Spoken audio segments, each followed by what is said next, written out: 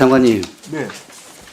이제 정부가 8월 중간 내납 실적까지 포함해서 그래서 세수 제축의 결과를 발표했던 것이고, 네네. 그래서 법인세 결손 규모가 절반을 차지하더라고요. 네네. 그래서 전체가 29.6조, 네. 법인세가 14.5조 이렇지 않습니까? 네네. 그래서 이제 법인세는 당초 예산안 77.7조였으니까요. 그러니까 14.5조가 이제 모자란 것인데, 그래서 63.2조가 들어올 거다 이렇게 발표했는데 9월 진도율을 좀 봤습니다. 네네. 법인세 펑크 규모 더 늘어나는 거 아닙니까? 네. 9월 달 뭐 숫자는 그런데 저희가 9월 숫자 가지고 아직 판단하기 좀 이릅니다. 네. 제가 그 말씀을 드린 이유는 이제 우리나라는 대부분 12월 결산 법인들 아닙니까? 네네. 그래서 12월 결산 법인들의 신고 납부 또 법인세 중간 연납이 이루어지고 난 이 9월이면 대부분 납부했다라고 봐야 되는 거 아니에요? 제가 2021년, 22년을 봤더니 9월 말까지 법인세 실적이 92%입니다. 그러니까 대부분 다 내는 상황이에요.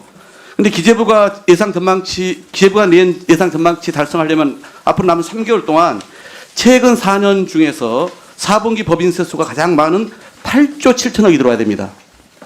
이거 가능하겠습니까? 일단 4분기 뭐 저희는 현재로는 가능하다고 생각하고 전망을 한 겁니다. 물론 그렇게 했지만은 제가 그렇습니다. 9월 지금 실적을 보고 말씀을 드리는 거고 네. 또 그 전년도와 전전년도까지 제가 지금 보면서 말씀을 드린 거 아니겠어요? 네네. 그래서 그 직전 3개년 동안의 4분기 세수가 9월까지 누적 세수의 8%에서 12%가 들어옵니다. 이걸로 미뤄보면 올해 최종 한 58.9조에서 61조 규모이기 때문에 정부 예상보다 오히려 더 앞으로 더 2.2조에서 4.3조까지 덜 거칠 가능성이 있다는 걸 제가 지적하는 거예요. 네, 제가 그냥 근거 없이 말씀드린 것은 네, 아니에요. 아니 저기 의원님 지적하시는 내용 저희 충분히 알고 있습니다. 저희도 여러 가지 세수 진도나 이런 거 상황을 모니터하고 있고요. 그 말씀 부분도 저희가 그 계속 운영을 하겠습니다. 그리고 네 이제 저는 하여튼 그런 점에서 남은 3개월 동안 올해 상반기 기업 실적이 반영되는 6월 결산법인, 9월 결산법인이 이제 신고 납부하게 될 텐데 올해 상반기 기업 실적이 이제 호조였습니다만 그럼에도 불구하고 만약에 제가 우려하는 것처럼 세수 예상치를 달성 못한다면 저는 결국은 법인세 감세 측면들이 반영된 것이다 이렇게 볼 수밖에 없다는 점을 지적하고요. 네. 법인세뿐만 아니라 전체 국세를 기준으로 추정을 해봤습니다. 남은 3개월 동안 정부가 최근 10년 중에서 가장 많은 82.4조를 거둬야 돼요. 역대 최고 실적을 내야 돼요. 직전 9년간의 4분기에 벌어들인 세수가 3분기까지의 누적 세수 실적의 약 25에서 33%였습니다. 이걸 가지고 봤을 때 최대 48조까지 세수 펑크가 이루어질 가능성도 있다는 게 제 분석입니다. 그러니까 지난해 최종 우리 세수 진도율이 85.9%였습니다. 이걸 세수 재축의 전으로 대입을 해봤더니 최종 315.5조에 그칠 가능성이 있기 때문에 제가 그 말씀을 드리는 거예요. 여기 대해서는 어떻게 생각하십니까? 네, 뭐 의원님 걱정하시는 거 충분히 알고 있고요. 다만 이제 아까 말씀드린 것처럼 그 9월 세수 실적 부진이 주요 수출 기업들의 부가세 환급 증가 등의 일시적 요인인 측면도 있기 때문에 10월에 부가세 신고 실적 등 이런 어떤 세수 사항도 지켜볼 필요가 있고요. 그래서 아까 예정처도 뭐 이런 걸 발표했지만은 모두 지금 이런 상황을 저희가 알고 있는 상황에서 지금 내년도 세수 추계를 한 것이고요. 그 다들 이 부분에 대해서는 저희가 열심히 모니터링을 하고 있습니다. 어차피 이제 예산 심사 과정이고 연말까지 국회가 진행되기 때문에 제가 계속 따져보겠습니다만 이것뿐만 아니라 이제 내년도 총국세 수입 중에서 세법 개정에 따른 세수 효과 전망치도 제가 봤습니다. 법인세 경우에 2020년도 이제 말에 법인세 개정을 하면서 내년도 법인세 수가 3,057억 원 더 들어올 거다 오히려 정부는 그렇게 얘기를 했고 반면에 애정처는 이 2020년도 법 개정에 따라서 순액법으로는 4,408억 원, 누적법으로는 6조 6,031억 원이 감소할 거다. 너무나 차이가 나지 않습니까? 이건 어떻게 보십니까, 부총리님? 제가 보는 좀 확인해가지고 다시 말씀드리겠습니다. 네, 죄송합니다. 네, 그러면 내년도도 예산안 관련해서 좀 여쭤볼게요.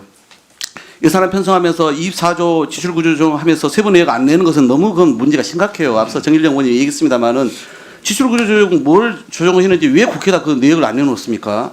참으로 이해할 수 없는 대목인데 적어도 국회에서 반복적으로 지적하고 감행했던 사업들을 다시 늘려서 가져오는 행태 이제 그만둬야 됩니다. 저도 얘기를 소위원, 간사, 위원장 다 해봤습니다만 가령 지난 2년간 연속해서 국회에서 감행한 사업들을 뽑아봤더니 2023년도에만 3조 6천억입니다.